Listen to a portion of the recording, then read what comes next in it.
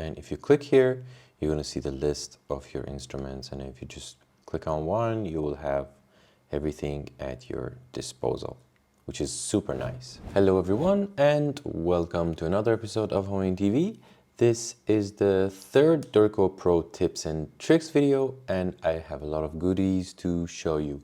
And if you haven't watched the first ones, make sure to do so, as they can become quite handy and improve your workflow. Link will be in the description below. Alrighty, so let's go. Did you know that you can have multiple projects open at the same time and edit them as you please? The only thing is that Dorico will only have Playback activated in one of them. And in order to enable the Playback and switch the audio engine between each of the projects, just click the power button and the Dorico will switch the audio engine for this project on and also will automatically turn the others off. Bear in mind that Dorico's loading time for each project will be different based on your instrumentation and number of instruments involved. Now, as you know, if you enable playback at the moment the playhead reaches the end of the page, it will go to the next page. So, for example, if I just click here, I'm going to zoom in a bit and I play.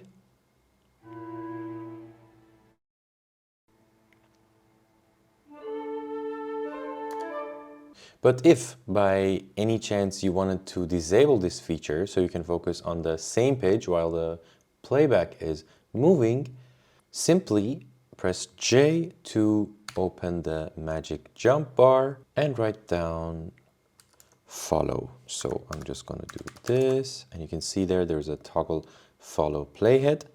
I'm going to press enter. Now if I press, I'm going to just click here and I press play. As you can see, the playback is still going, but the page is still there. And if you want to just put it back, it's the same procedure. So just the magic J button and then toggle, well actually, what was it? Playhead. Yeah, toggle follow playhead, and I click it again and it's going to be reset. A second tip about the playhead is that you can permanently enable the green playhead indicator in your score. And in order to do that, just go to edit here, down in the preferences, and then come down to play here. You can also just write play in the categories, up in the left. All right, and then you just come back down, and then it says show playhead when stopped.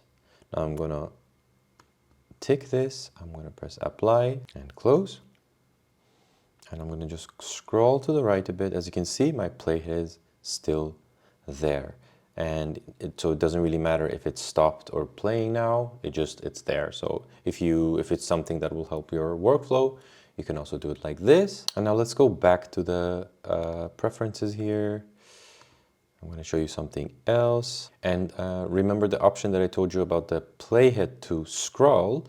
You can also tick it here. So it's the same as using the jump bar if you want it or if you don't want it, but I want it to follow for now, so it's okay. Then there's also another cool feature here. If you remember from the last Dorico tips video that I shared with you, I told you how to increase the volume of your project. But just in case you wanted to increase it to 0 dB permanently, so all of the new projects are louder by default, you can just go to the same place that we are right now, scroll a little bit down, and you can see default output level. And usually it's just on -6, and what I do is that I just set it on 6 dB. Well, sorry, 0 dB. And then that's it. Let's see if it's this clickable. It's not. All right. So yeah, somewhere around here is fine. Yeah. And then just click on apply and close. And something to bear in mind that this is from now on. So this is going to be the new projects that you create, and they're going to be 0 dB, not this project. If you want this project to be 0 dB, either do the way that I told you before from the mixer, or either go to play, like the same as is written here, play, apply default output level. So you can go to here and then apply default output level. And then your output level will be applied. The next tip is from fellow subscriber David Moorhead. Super thanks to you. And if you guys also have any tips or tricks, write them in the comment section. But anyway, let's see what was David's tip. Now, it's like if you're working on a laptop or smaller screens, you might need some more space to see your score. And in order to do that, you can simply press Ctrl-0 to close or open the panels like this, which is really handy. And also, it also works if the lower panel is open. So just Ctrl-0 and voila. It's really handy.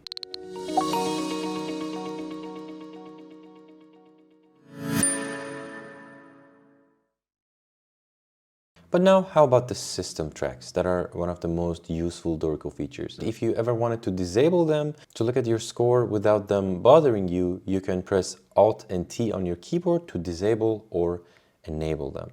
So, for example, I'm going to press Alt T here. As you can see, my system track is back.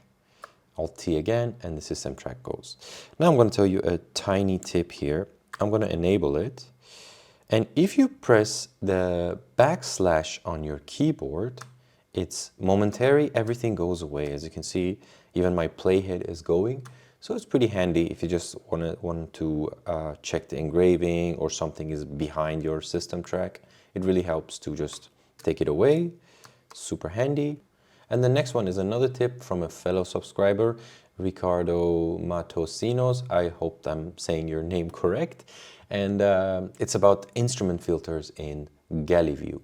Let's see what the tip is that Ricardo gave us. So I'm going to go to Galley View by pressing here. And now, if you are familiar with Dorico, you know that this view allows all of the instruments of your score to be presented in a continuous fashion, so no page breaks, etc.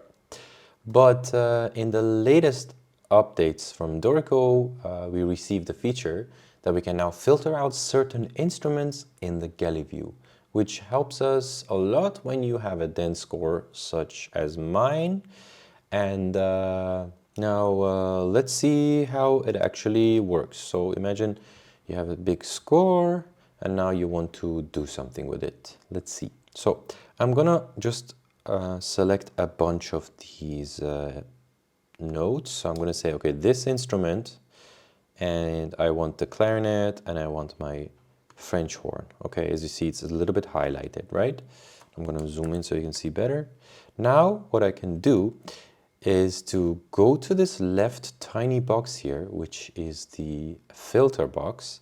And normally it doesn't work, nothing works here other than this plus button.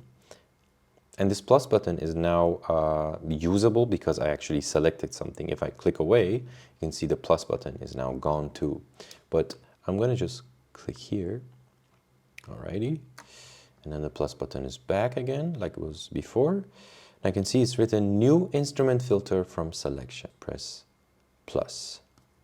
Okay. Now voila, we have made a filter and we can just work on a little bit of the huge score that we had. And then if you want to go back to your original score, you just use this button here, activate instrument filter. Alrighty. It's a big score, so it takes a while. But yeah, now let's select another one. I'm gonna say, okay, trumpets and the oboe. Then I'm gonna press on plus again to create the new group of the filter. And now check this out. If I press this arrow down key here, like the drop down, I can see my groups and I can just go swap between these and work with them as I please. But then, and again, if you want to go back, you just press this filter.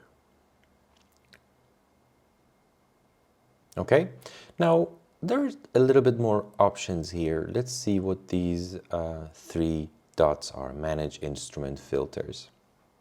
It's not that difficult here. So it's the same thing, but a bit more advanced. Here you have your instruments and the filters. And here is the list of all the instruments that you have in your score.